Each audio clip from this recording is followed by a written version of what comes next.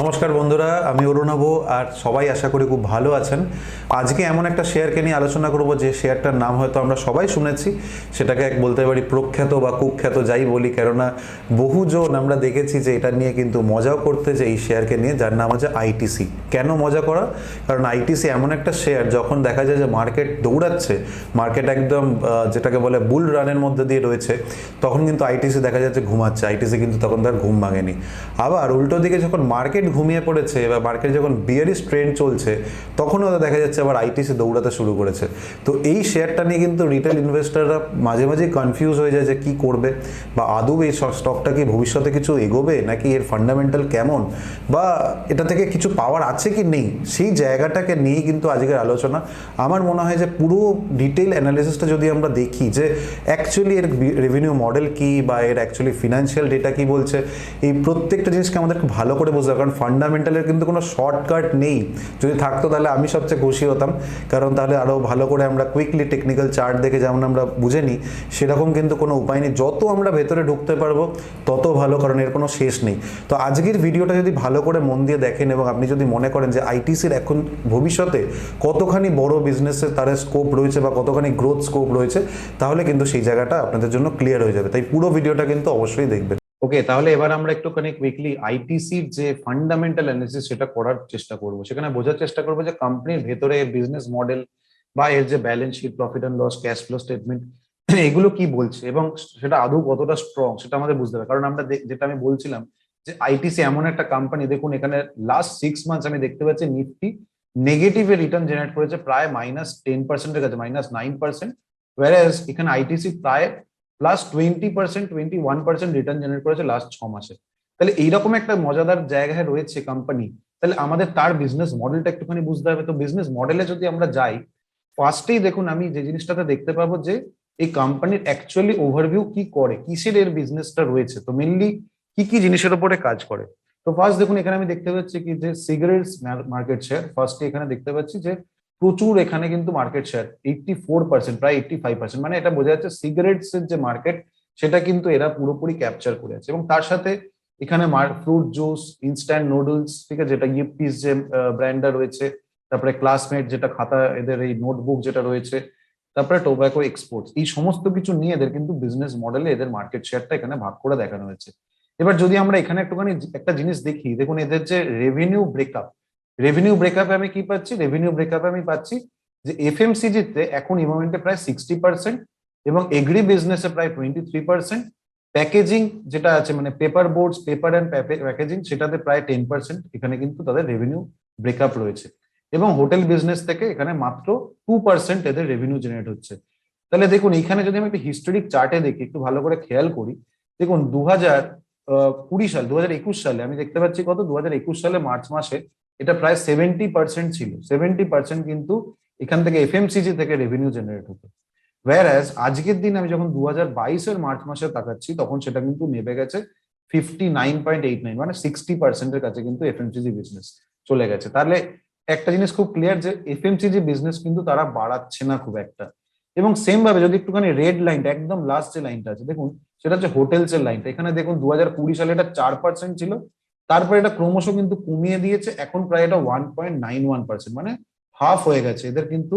যে এখানে জায়গাটা এদের ছিল সেটা কিন্তু অনেকখানি কমিয়ে দিয়েছে। আচ্ছা, আলটিমেটলি এখানে এগ্রি বিজনেস যদি একটু খেয়াল করি, যেটা কিন্তু আগে যেটা 2020 সালে যদি খেয়াল করি প্রায় এটা 12% ছিল, এখন সেটা কিন্তু বেড়ে গিয়ে প্রায় 24% হয়ে গেছে। ঠিক আছে, তার মানে এগ্রি বিজনেসের উপর কিন্তু আজকে এদের জোর দিচ্ছে। তো এবার আমাদের একটু বুঝতে হবে যে এগ্রি বিজনেসের উপর জোর দেওয়ার পেছনে কারণটা কি। তো প্রথমেই যদি আমরা একটুখানি এগ্রি বিজনেস এদের যে নিজস্ব ওয়েবসাইটে আমরা গেছি, এখানে কি করে বেসিক্যালি এই বিজনেসটাতে, তো এটা কিন্তু একটা ব্যাকওয়ার্ড ইন্টিগ্রেশন করছে এখানে আইটিসি। ব্যাকওয়ার্ড ইন্টিগ্রেশন মানে কি, এরা যেটা করছে যে ফার্মার যারা চাষি, তাদের থেকে ডাইরেক্টলি জিনিসপত্র কিনছেন, এগ্রিকালচার প্রোডাক্টস কিনছে। যেমন এখানে আমি দেখতে পাচ্ছি বিভিন্ন যে product, feed ingredients, food grains, marine product, process fruit and coffee, ঠিক আছে, এই এতগুলো জিনিস তারা কিন্তু এই টাইপের প্রোডাক্ট গুলোকে কিনছে। এবং এতে সুবিধাটা কি, এরা ডাইরেক্টলি ফার্মারের থেকে কিন্তু কিনছে, এর ফলে কোনো থার্ড পার্টি ইনভলভমেন্ট নেই, এবং একটা ভালো মতো পার্চেসিং পাওয়ার রয়েছে, একটা বাল্ক অ্যামাউন্টে তারা কিনছে, এবং সেখানে কিন্তু কম দামে তারা সেটাকে কিনতে পারছে, যার ফলে এখানে এই ক্ষেত্রে তারা কিন্তু বিজনেসটাকে অলরেডি একটা স্ট্রং পজিশনে নিয়ে যাওয়ার চেষ্টা করছে। এবং নিজেদের যে বিজনেস রয়েছে তাদের হোটেলস বা এফএমসিজি, সেখানে তো কাজে লাগাচ্ছি, অ্যাজ ওয়েল অ্যাজ দেখুন এখানে যে কথাটা লেখা আছে, ITC's agri business is the country's second largest exporter of agri products. তার মানে এই জায়গা থেকে আমি খুব ভালো মতো বুঝতে পারছি যে এরা কিন্তু এক্সপোর্ট, এই প্রোডাক্ট গুলোকে নিয়ে এক্সপোর্ট করার দিকেও কিন্তু এখন যথেষ্ট কনসেন্ট্রেট করছে। তাহলে এবার যদি আরেকবার আমরা একটুখানি দেখে নিই যে ক্যাপেক্সে কোম্পানির ক্যাপিটাল এক্সপেন্ডিচার, এটার কথাটা মানে কি, যে কোম্পানি কোথায় খরচা বাড়াচ্ছে, ঠিক আছে, কোথায় খরচা করছে মেনলি। তো এইখানে যে জায়গাটা রয়েছে, এদের যে বিভিন্ন সেগমেন্ট গুলো বললাম, তার মধ্যে একটু হিস্টোরিক চার্টটা যদি যাই, তাহলে একটা জিনিস খুব ভালো করে বুঝতে পারবো। দেখুন এফএমসিজি তে এদের কিন্তু যে পরিমাণ খরচা এরা ক্যাপেক্সে করছিল, ক্যাপিটাল এক্সপেন্ডিচার করছিল, সেটা কিন্তু এখন অনেকটা কমিয়ে দিয়েছে। প্রায় 54% ছিল যেটা 2019 সালে, এখন সেটা চলে গেছে 31%। আবার যেটা একদম দেখুন ইয়েলো লাইনটা যেটা আছে, সেটা হচ্ছে কি, এদের এই পেপার বোর্ডস অ্যান্ড প্যাকেজিং, সেটা কিন্তু অনেকখানি বাড়িয়ে দিয়েছে। সেটা কিন্তু এখন এদের এই জায়গায় এরা বিজনেসটাকে গ্রোথ চাইছে, তার মানে এই বিজনেসের উপরে কিন্তু একটা ফোকাস রয়েছে। আবার এখানে আমি দেখতে পাচ্ছি হোটেল বিজনেস, যেটা প্রায় 33% ক্যাপেক্স ছিল, যেটাকেও কিন্তু আজকে অনেকখানি এই হোটেল বিজনেসের উপর ক্যাপেক্স কিন্তু কমিয়ে দিয়েছে। তার মানে বিজনেস ইন্টেনশনটা বোঝা যাচ্ছে হোটেল বিজনেসের ওপর কিন্তু, বা এফএমসিজি বিজনেসের উপর কিন্তু এখন যে এক্সপেনশনের জন্য গ্রোথ, বিকজ হোটেল বিজনেসে কিন্তু আমরা জানি এটা খুব ক্যাপিটাল ইন্টেন্সিভ বিজনেস, যেখানে হিউজ ক্যাপিটাল লাগে, সেই দিকে কিন্তু আজকে ম্যানেজমেন্ট বা এই কোম্পানি খুব একটা ফোকাস করছে না, রাদার দ্যান এরা আজকে এগ্রিকালচার বা পেপার বোর্ডস এবং প্যাকেজিং এর উপর কিন্তু এই বিজনেস মডেলে বেশি এরা জোর দিচ্ছে। তার সাথে আরেকটা জিনিস আমি যেটা দেখতে চাই, এখানে দেখুন ভলিউম গ্রোথ আজকে এফএমসিজি যে সেক্টরটা রয়েছে, বিকজ এটা এদের কিন্তু একটা লার্জার জায়গা রয়েছে, এই এদের যা যা বিজনেস মডেল রয়েছে তার মধ্যে কিন্তু এই এফএমসিজি একটা বড় জায়গা নেয়। এবং এফএমসিজি দেখুন আজকে দেখতে পাচ্ছিলাম 2020 সালে এখানে প্রায় -37% কিন্তু ডিগ্রোথ হয়েছিল, এখানে গ্রোথ কিন্তু কমে গেছিল। এখন কিন্তু সেটাকে অনেকখানি রিকভার করে প্রায় লাস্ট কোয়ার্টারে এটা 13%, এবং মানে ডিসেম্বরে, আমি বলছি ডিসেম্বর 2021-এ 13%, এবং লাস্ট কোয়ার্টার যেটা মার্চ 2022-তে এখানে দেখতে পাচ্ছি 9% কিন্তু মেনটেন করছে, যেটা আমি বলবো যথেষ্ট স্ট্যান্ডার্ড, যথেষ্ট ঠিকঠাক জায়গা রয়েছে। বাট ডেফিনেটলি এফএমসিজির উপর থেকেও কিন্তু এখন এই জায়গাতে যে আমরা জায়গাটা দেখতে পাচ্ছি, সেটা কিন্তু এগ্রিকালচার এবং পেপার বোর্ডস, এই জায়গাটাতে কিন্তু বিজনেস মডেলে এখন ফোকাসটা বাড়াচ্ছে। তো এইটাও গেল আজকের যে বিজনেস মডেল, আইটিসি কোথায় ফোকাস করছে। এবার আমরা একটুখানি জোর দেবো যে ফান্ডামেন্টাল অ্যাসপেক্টটা। দেখুন ফান্ডামেন্টাল অ্যাসপেক্ট গুলো দেখার আগে আমরা ফার্স্টে যদি একটুখানি জোর দিই যে সেলস গ্রোথ, একটা কোম্পানির সেলস গ্রোথটা কোথা থেকে আসছে। দেখুন সেলস গ্রোথ যদি দেখি 3 বছর বা 5 বছরের অ্যাভারেজ, যেটা অ্যারাউন্ড দাঁড়িয়ে আছে 7.24%, এখানে আছে 7.87%, মানে যেটা 7 থেকে 8%-এর কাছে, যেটা আমি বলবো খুব অ্যাভারেজ, ভীষণ অ্যাগ্রেসিভ কিছু নয়, খুব অ্যাভারেজ একটা কিন্তু গ্রোথ, বাট একটা সাস্টেনেবল গ্রোথ কিন্তু রাখতে পারছে, যেটা কিন্তু একটা পজিটিভ সাইড। তার সাথে আরেকটা জিনিস দেখুন, এখানে আরওই যেটা রিটার্ন অন ইকুইটি 3 বছরের জুড়ে যেটা রয়েছে, সেটা 23.5%, যেটা কিন্তু খুবই ভালো। এবং আরও সি রিটার্ন অন ক্যাপিটাল এমপ্লয়েড যেটা আসে, সেটা 31.6%, যেটা আমি 3 বছরের অ্যাভারেজে দেখতে পেয়েছি। তার মানে এই জিনিসটা কিন্তু যথেষ্ট ভালো জায়গায় দাঁড়িয়ে, এটা নিয়ে কোনো ডাউট নেই। এবং এখন আমি প্রেজেন্ট ইয়ারও যদি আরওই কে একটু খেয়াল করি, যেখানে আমি দেখতে পাচ্ছি 24.8%, মানে অলমোস্ট 25%, এবং আরও সি দেখুন এখানে রয়েছে কত, 33.7%। মানে এই জায়গায় দাঁড়িয়ে কিন্তু আমাকে যেটা বলতেই হয়, সেটা হচ্ছে কোম্পানির আরওই এবং আরওসি যদি দেখি, সেটা কিন্তু যথেষ্ট স্ট্রং একটা ইন্ডিকেশন দিচ্ছে। এবার আমরা একটুখানি এর যদি সেলস এর দিকটা তাকাই, যে সেলস গ্রোথ বা আজকে বাকি যে এদের প্রফিট অ্যান্ড লস কোয়ার্টারলি রেজাল্টে, দেখুন কোয়ার্টারলি রেজাল্টে আমরা যদি তাকাই, তাহলে একটা জিনিস খুব পরিষ্কার, আজকে আমরা প্রফিট অ্যান্ড লস যদি আমরা ইয়ার অন ইয়ারটাও দেখি, তাহলেও বুঝতে পারবো যে profit and loss year on year কিন্তু কোম্পানি একটা মোটামুটি স্টেডি গ্রোথ, সেখানে সেলসে যেমন বলছে অ্যাভারেজ একটা স্টেডি গ্রোথ আনতে পেরেছে, লাস্ট কোয়ার্টারে যথেষ্ট ভালো একটা গ্রোথ আনতে পেরেছে, সেখানে একটা সেলস গ্রোথ কিন্তু এসছে।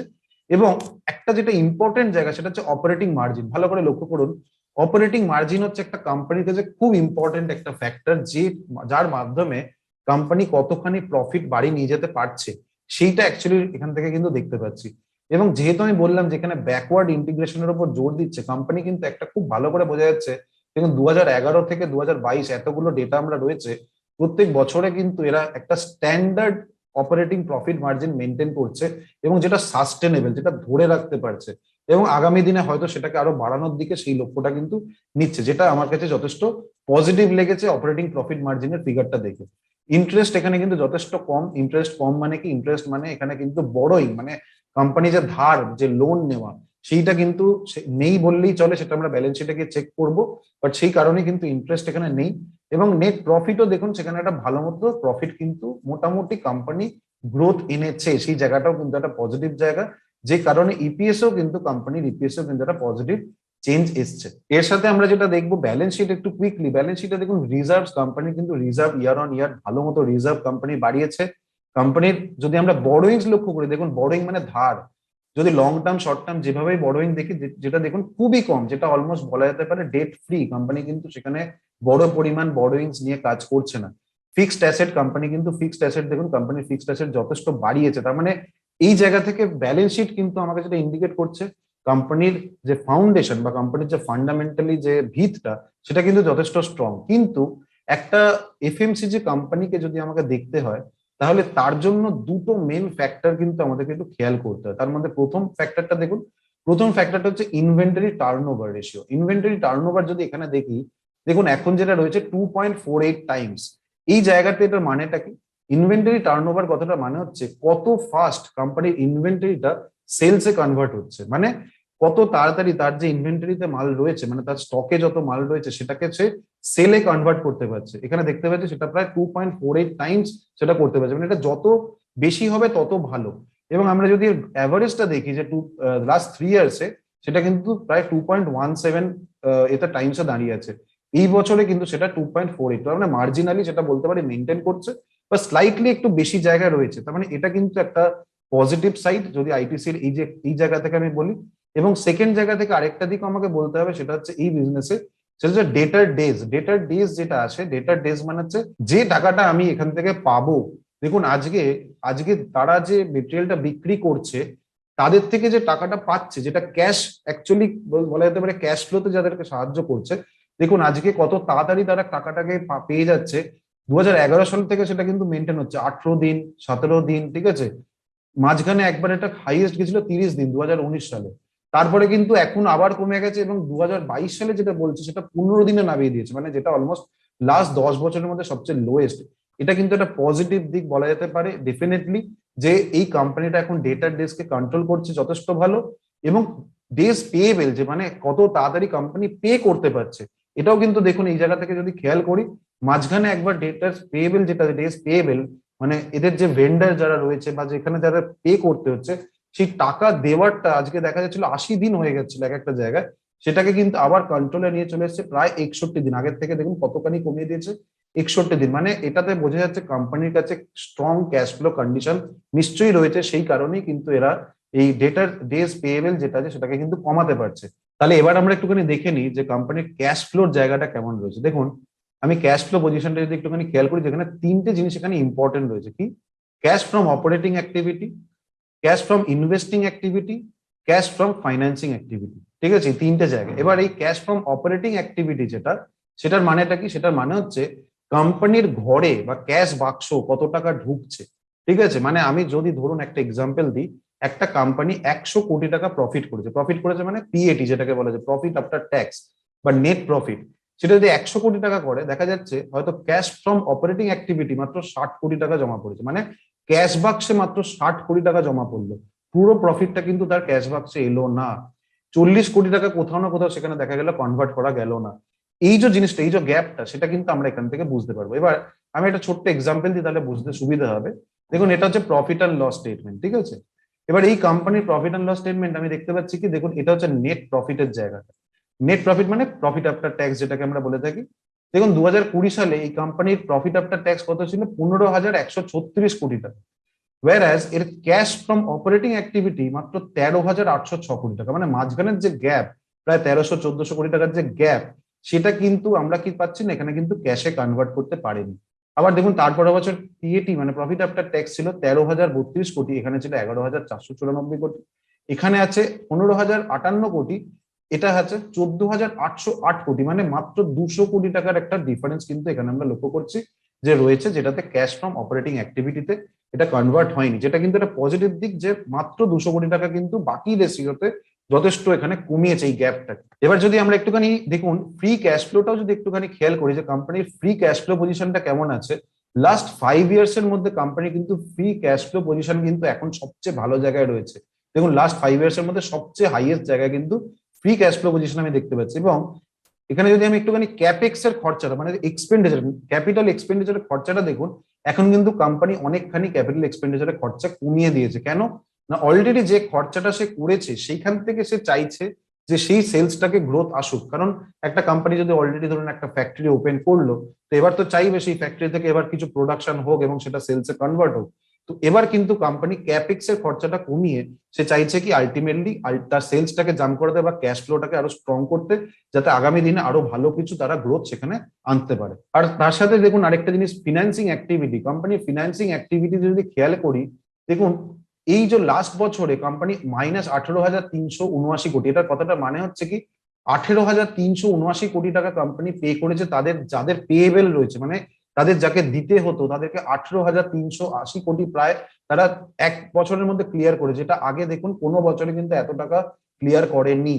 এর বছরেও কিন্তু লাস্ট যে বছর গেল সেই বছরেও কিন্তু প্রায় দেখা যাচ্ছে কত 13,337 কোটি টাকা এখানে কিন্তু তারা পে করে দিয়েছে। যার ফলে ফিনান্সিং অ্যাক্টিভিটিতে একটা জিনিস খুব ক্লিয়ার যে কোম্পানি কিন্তু সেখান থেকে এখন তার স্ট্রং যে পজিশনটা রয়েছে সেখান থেকে তার যত ডেট রয়েছে বা পেয়েবেল রয়েছে সেখানে খুব অ্যাডভান্সে সেগুলোকে ক্লিয়ার করছে, এবং এটা দিয়ে বোঝা যাচ্ছে যে কোম্পানির স্ট্রং ক্যাশ ফ্লো পজিশন। আচ্ছা, এবার তাহলে আমরা একটুখানি এর ভ্যালুয়েশনের পার্টটাকে একটু দেখে নিই যে ভ্যালুয়েশন তাহলে কোন জায়গায় দাঁড়িয়ে আছে। দেখুন ভ্যালুয়েশন দেখার জন্য আমরা যেটা মেজরলি ইউজ করে থাকি পি রেশিও, যেটাকে বলা হয় প্রাইস টু আর্নিং রেশিও। তো পি রেশিওতে যদি আমি যাই এখন, দেখুন পি রেশিওর এটা লাস্ট 5 ইয়ার্স এর রেসপেক্ট আমি কি দেখতে পাচ্ছি, পি রেশিওতে এখানে কিন্তু এখন যে মিডিয়ান পি, দেখুন তলায় লেখা আছে মিডিয়ান পি, মানে লাস্ট 5 ইয়ার্স এর যে মিডিয়ান পি যেটা দাঁড়িয়ে আছে 21.8, সেখানেই কিন্তু এখন এর পি রেশিও দাঁড়িয়ে আছে, অলমোস্ট সেই জায়গাতেই চলে এসছে। তার মানে আমি একটা জিনিস বুঝতে পারছি এখানে কিন্তু পি রেশিও ওয়াইজ আমি এটাকে যে খুব ওভার ভ্যালুড বলতে পারি সেটা কিন্তু নয়। এবং যদি আমরা একটুখানি প্রাইস টু বুকটাকেও খেয়াল করি, দেখুন প্রাইস টু বুকেও যদি আমি খেয়াল করি লাস্ট 5 ইয়ার্স এর রেসপেক্টে এখন কিন্তু কোথায় দাঁড়িয়েছে না 5.2 এর মিডিয়ান যে বুক ভ্যালু, যেটা প্রাইস টু বুক ভ্যালু, এটা কিন্তু এখন সেই জায়গাতেই তার কাছেই দাঁড়িয়ে আছে। তার মানে আমি এটা থেকে একটা জিনিস খুব পরিষ্কার যে এখন এটাকে বলা যায় না যে এটা খুব ওভার ভ্যালু। এবং আজকে দেখুন আমি জানি যে মার্কেটের কন্ডিশন যেমন হতে পারে যেটা আরো কারেকশন আসতে পারে বা আরো হয়তো কমে যেতে পারে, বাট এটা আমার জন্য একটা অপরচুনিটি হতে পারে আমি যদি এই স্টকটাকে ফেয়ারলি ভ্যালুড বা ভবিষ্যতে আন্ডার ভ্যালুড কোনো কন্ডিশনে অ্যাকুমুলেট করতে পারি। নেক্সট আমরা একটুখানি দেখে নেবো যে এর যে শেয়ার হোল্ডিং প্যাটার্ন রয়েছে। দেখুন শেয়ার হোল্ডিং প্যাটার্নটা এখানে একটা জিনিস খুব খেয়াল করতে হবে যে শেয়ার হোল্ডিং প্যাটার্নে এর যে প্রোমোটার শেয়ার হোল্ডিং, দেখুন এখানে প্রোমোটার শেয়ার হোল্ডিং কিন্তু নেই। আমরা যদি একদম শুরুতেও খেয়াল করি, দেখুন প্রোমোটার শেয়ার হোল্ডিং এখানে লেখা আছে 0, দেখুন এই জায়গাতে লেখা আছে প্রোমোটার শেয়ার হোল্ডিং 0। এবার ফান্ডামেন্টালি যদি কোনো কোম্পানিকে আমরা দেখি যার প্রোমোটার শেয়ার হোল্ডিং অ্যাকচুয়ালি কমে যাচ্ছে, সেটাকে কিন্তু আমরা ফান্ডামেন্টালি উইক বলা হয়, সেটাকে ফান্ডামেন্টালি কিন্তু ভালোভাবে দেখা হয় না। কিন্তু এই ক্ষেত্রে যদি বলি এইরকম কিন্তু বেশ কিছু কোম্পানি আছে যাদের কিন্তু প্রোমোটার হোল্ডিং আজকে 0%, এবং এর মধ্যে আমি দুটো কোম্পানির নাম আজকে আপনাদের সাথে আরো শেয়ার করব যারা আইটিসির মতোই তাদের প্রোমোটার হোল্ডিং কিন্তু 0।